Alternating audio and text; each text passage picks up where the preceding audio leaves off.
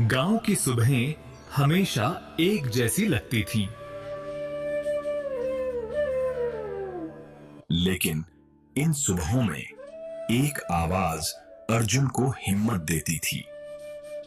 अर्जुन, मेहनत करने वाला इंसान कभी छोटा नहीं रहता। एक दिन तू बहुत बड़ा आदमी बनेगा। अर्जुन मुस्कुरा देता। पिता की बातों में उसे अपनी पूरी दुनिया दिखती। गांव छोटा था, घर छोटा था, सपने छोटे नहीं थे। माँ कम साधनों में भी घर को घर बनाए रखती थी। पिता दिन रात खेत में पसीना बहाते थे। रात को जब सब एक साथ बैठकर सूखी रोटी और प्याज खाते, तब भी घर में कमी से ज्यादा अपनापन होता।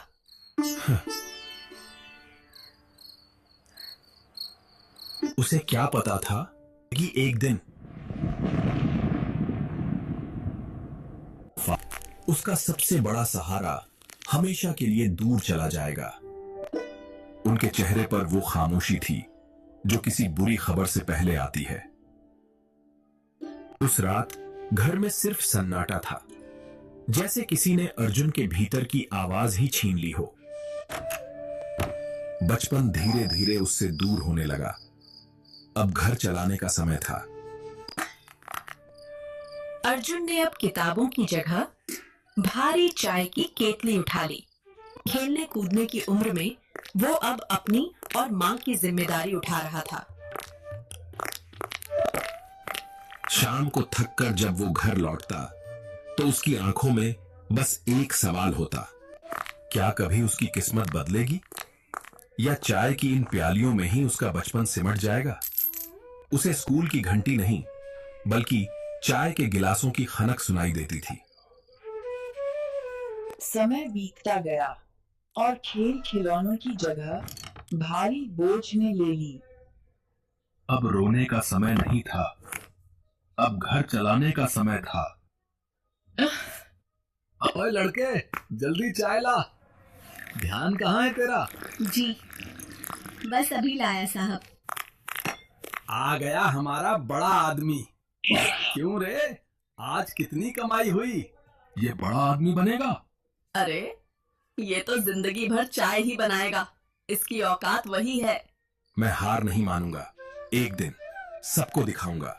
उस रात मैं वापस आऊंगा माँ, कुछ बनकर। अपना ख्याल रखना। पढ़े लिखे हो, अनुभव है। चलो हटो यहाँ से।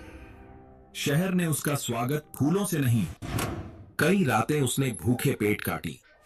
कभी फुटपाथ पर तो कभी स्टेशन पर।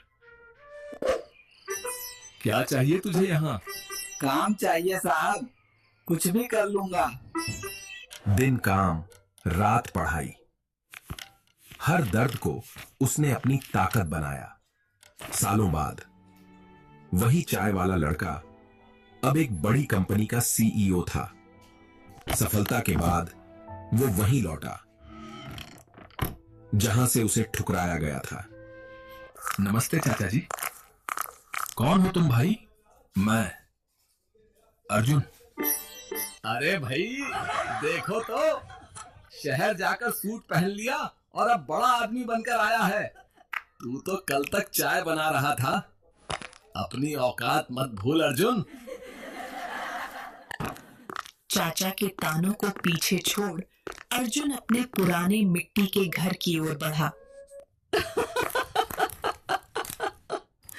कौन कौन है वहां? माँ, मैं अर्जुन हूँ। मेरा बेटा, तू आ गया। पैसे नहीं थे बेटा, तो दवा नहीं ला पाई।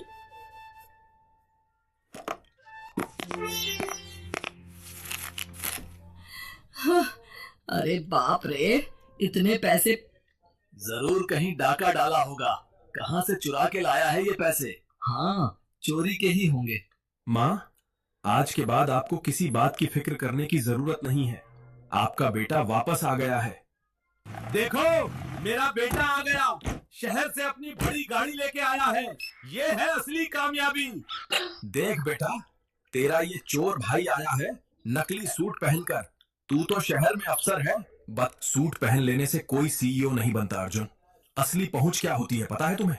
रॉयल ग्रुप्स के सीईओ से मेरी पर्सनल जान पहचान है। एक फोन करूंगा तो ये सूट भी उतरवा दूंगा और तुझे सलाखों के पीछे डलवा दूंगा।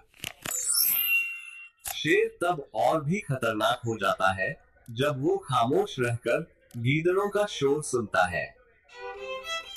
पिताजी, आपको पता है रॉयल ग्रुप्स का अपने गांव में एक बहुत बड़ा प्रोजेक्ट आने वाला है। उस प्रोजेक्ट की एक एक ईंट मेरी मर्जी से रखी जाएगी। मैं ही सब कुछ हैंडल कर रहा हूं। एक बार वो प्रोजेक्ट शुरू हो जाए पिताजी, फिर हम माला माल हो जाएंगे। नमस्ते, मैं मिस्टर मेहरा की सेक्रेटरी हूँ। मिस्टर मेहरा ने मुझे इस गांव की बड़ी हवेली की चाबी के साथ यहाँ भेजा है। नमस्ते। देखा पिताजी, मिस्टर मेहरा ने मेरे रहने के लिए गांव की सबसे बड़ी हवेली का इंतजाम कर दिया। लाओ मैडम, चाबी मुझे दो। माफ कीजिए सर, पर ये चाबी आपके लिए नहीं है। मिस्टर मेहरा ने ये चाबी रॉयल ग्रुप्स के मालिक के लिए भेजी है। अरे मैडम, आपको कोई बहुत बड़ी गलतफहमी हुई है। ये फटीचर, ये रॉयल ग्रुप का सीईओ। हाँ, कहीं ये आदमी सच तो नहीं कह रहा? क्या मुझसे वाकई कोई बड़ी गलती हो गई है? बाहर खड़ी इन गाड़ियों को देख रहा है? ये मेरे जैसे बड़े अफसरों के लिए आई हैं। इंसान का अहंकार अक्सर उसे अंधा कर देता है। विक्रम जिसे एक फटीचर समझकर बाहर धकेल रहा था कि वो जिस रॉयल ग्रुप्स के नाम की धौंस जमा रहा है उसका असली मालिक कोई और नहीं बल्कि उसके सामने खामोश है। तभी गाड़ियों के उस काफिले से एक शख्स बाहर आता है जिससे देख विक्रम के चेहरे की हवाइयां उड़ जाती हैं। सर, आप यहाँ देखिए, मैं ही वो काबिल अफसर हूँ। इस फटीचर अर्जुन को हटाइए यहाँ से, ये रास्ता रोक रहा है। माफ कीजिए सर, मुझे लगा आप सीधे ऑफिस पहुँचेंगे। मीटिंग का समय हो गया है, क्या हम अब चलें? मिस्टर अर्जुन। सर आप इस फटीचर को सर क्यों कह रहे हैं? ये तो बस एक मामूली चाय वाला है, ये सब एक नाटक है। जुबान को लगाम दो विक्रम, तुम जिसकी बेइज्जती कर रहे हो वो इस रॉयल ग्रुप्स के असली मालिक हैं। सर, माफ कर दो, मुझसे बहुत बड़ी भूल हो गई। विक्रम, याद रखना, किसी को कभी छोटा नहीं समझना चाहिए। वक्त बदलते देर नहीं लगती। आज अर्जुन ने सिर्फ अपनी मार्क सपना ही पूरा नहीं किया था बल्कि उन सबको उनकी असली जगह भी दिखा दी थी। आज अर्जुन ने अपनी माँ का हाथ पकड़कर गरीबी की उन कड़वी यादों को हमेशा के लिए पीछे छोड़ दिया था। क्योंकि अर्जुन ने नफरत का जवाब सबको खुशियाँ और रोजगार देकर दिया था।